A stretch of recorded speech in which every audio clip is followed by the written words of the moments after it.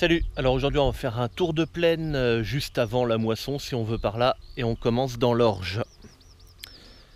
Donc c'est de l'orge de printemps, donc c'est pour ça qu'elle n'est pas encore si avancée que les autres qui vont démarrer là très prochainement. Ici c'est de la variété Planète qui sera destinée, alors si tout va bien, à la brasserie. J'ai vu qu'il y avait de la folle avoine un petit peu juste au bord de la route là.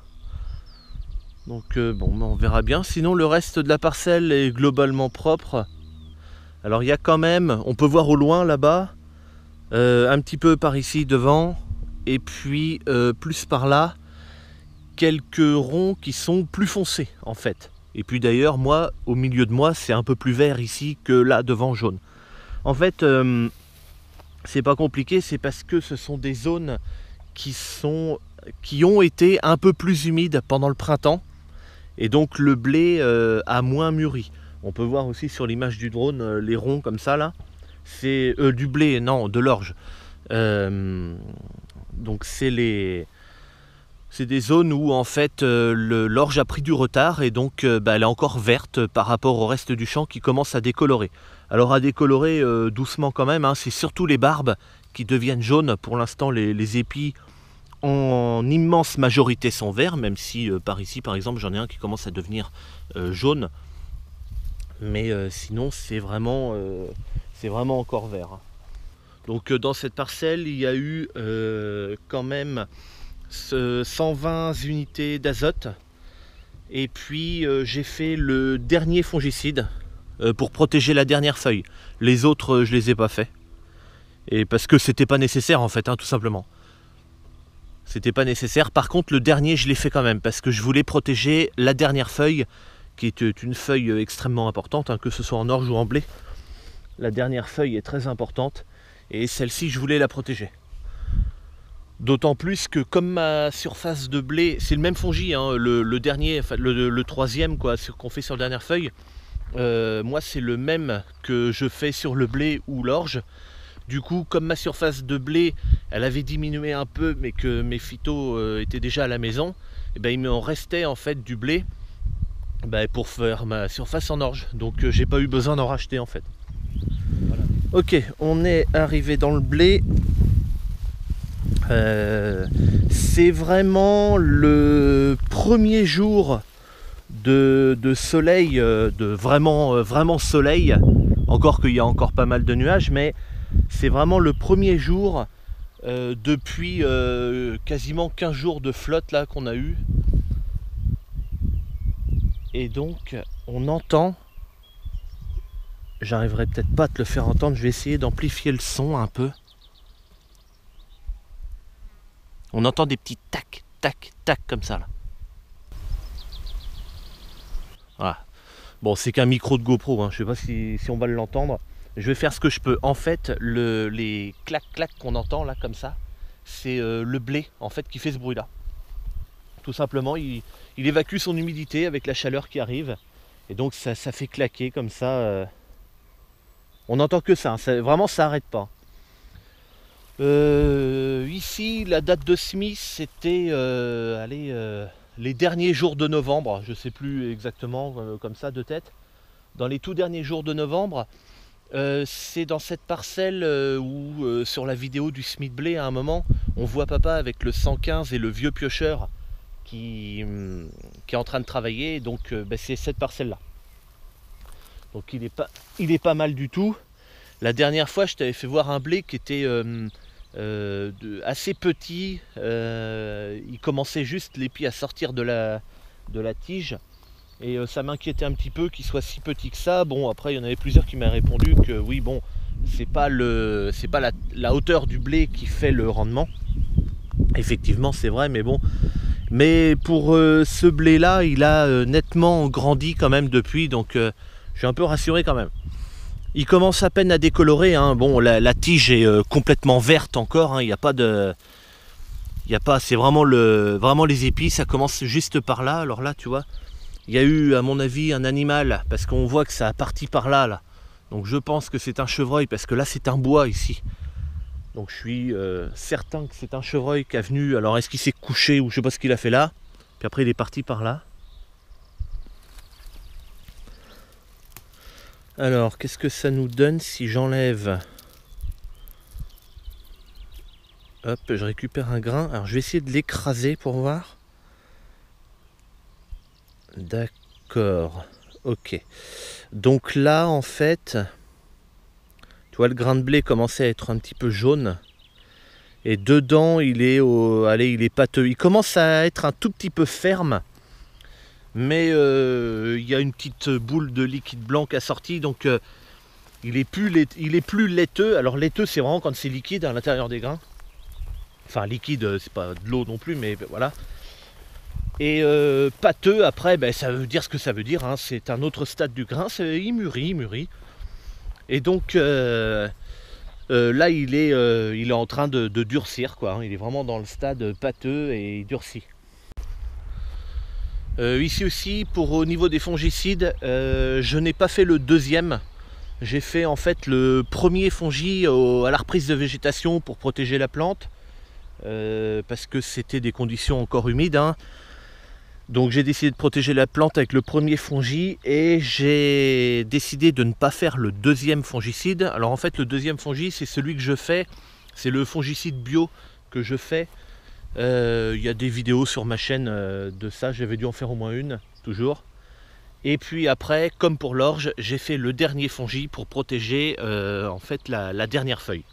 La dernière fois, j'avais fait voir une parcelle qui n'était pas très belle, effectivement, en blé. Mais je voulais te faire voir aussi qu'il y a également des belles parcelles. Voilà, il n'y a pas que de la merde en blé. Même si, globalement, de toute façon, ça sera extrêmement moyen cette année en blé. Ok, les tournesols. Hop. Alors, ils sont pas vilains, forcément.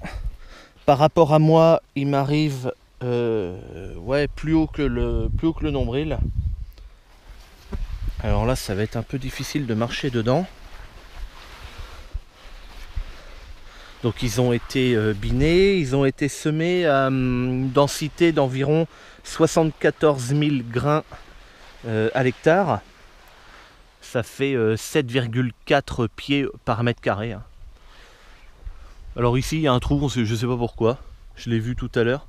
Mais je me demande, parce que c'était là qu'était... Enfin, il y a eu du fumier dans ce champ. Et donc le cordon de fumier, il partait pas depuis le bout là-bas. Il a commencé vers ici et il était là.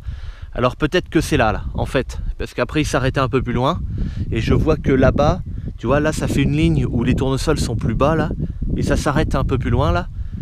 Et le cordon de fumier, ça correspond au cordon de fumier. Donc si ça se trouve c'est ça. Donc si c'est l'effet du cordon de fumier qui était posé là, c'est pas très inquiétant parce que dès l'année prochaine, ce phénomène sera disparu.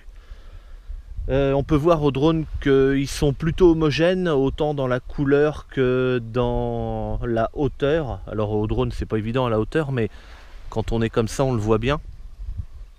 Quelques trous, bon ben ça c'est le semoir hein, qui est très ancien et qui fait quelques manques de temps en temps. Ils sont propres, ils ont été binés, donc ben, ça y a fait.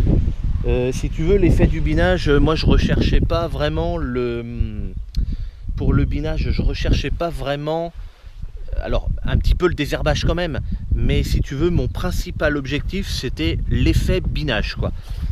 Les pieds sont assez forts quand même, tu vois, par rapport à mes doigts ou à mon pouce, pour voir un peu la différence. Ça commence. Ok, maïs maintenant. Alors, on va aller dedans. Bon, ok, donc là tu vois, je suis debout, donc je fais 1,80 m. Donc tu vois, bon, il est pas mal du tout. Et je vais t'expliquer parce qu'en fait, ça c'est un phénomène et c'est pas comme ça dans tout le champ. Le reste du champ, il est plus petit. Et c'est normal, c'est qu'en fait ici, il a poussé beaucoup. Alors que normalement, il aurait pas dû être comme ça. Enfin, tant mieux s'il est comme ça, tu vas me dire, mais... Aïe! Voilà, le reste du champ, il est plutôt comme ça. Alors, il est assez homogène. On peut le voir avec le drone. Par ici, il y a une... Alors, pas devant, mais un peu après, là. Le maïs, c'est plus petit et tout ça, en fait, c'est qu'il y a une mouillère. Et donc là, il a souffert un petit peu de l'excès d'eau qu'on a eu en grande quantité il y a pas très longtemps, puisque, je te l'ai dit tout à l'heure, c'est le premier jour de soleil. Ici, s'il est si grand le maïs, eh bien, en fait c'est à cause du bois, ou grâce au bois, je sais pas comment on peut dire ça. En fait c'est que le matin, il y a une rémanence de la chaleur du soleil le matin avec le bois. Et donc en fait le maïs a eu plus de température là que dans le reste du champ, et c'est pour ça qu'il a poussé plus vite. Voilà. Ici la densité de semis, je m'en rappelle pas. Le maïs est semé à 60 cm parce que je le moissonne avec ma coupe à tournesol. Et si tu veux, il est également semé à 60 cm parce que c'est du Pioneer. C'est un SEM Expert Dry. Et du coup, il est adapté aux conditions séchantes, ce maïs là. Et en fait, c'est mieux de le semer à 60 parce que moi, c'est du maïs qui normalement il ne devient pas si haut que ça en fait. C'est un maïs qui reste de taille très modérée.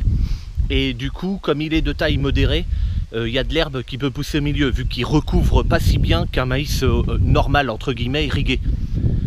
Et donc en fait, le fait de le semer à 60, c'est mieux parce qu'il va recouvrir plus vite le sol pour gérer les mauvaises herbes. Voilà. Là, je te l'ai pas fait voir. Évidemment, c'est Greux qui fait les images aériennes. Hein, j'avais répondu dans un commentaire un jour, quelqu'un qui me demandait comment je faisais les prises de vue aériennes. J'avais répondu que je m'attachais des ballons dans le dos, puis... Enfin bon, bref. Et puis voilà. Allez, on va aller voir encore les colzas, puis après ça sera terminé. Le sorgho, on le verra pas dans cette vidéo parce que c'est suffisamment long comme ça. Et en plus de ça, j'ai fait un traitement, un herbicide hier, et je crois que le délai de rentrée est pas suffisamment long, donc j'ai en théorie pas le droit d'y rentrer, puis j'ai pas envie.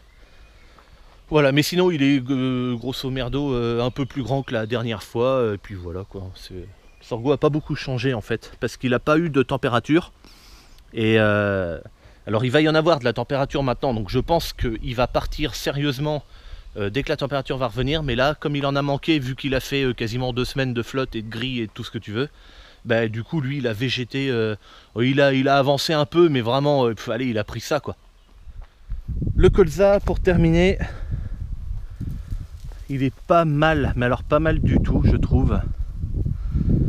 Quelques gousses ont eu un petit peu de maladie là à la fin, c'est pas très important. Là on est sur de la gousse qui est, enfin de l'essilique exactement, ça s'appelle, extrêmement cassante. Je pense que le colza, dès que ça va être sec, en fait on pourra taper dedans, hein, tout simplement. Ah non, c'est pas bon. C'est pas bon. En fait, non. Non, je viens de goûter une graine ou deux. Elles sont encore...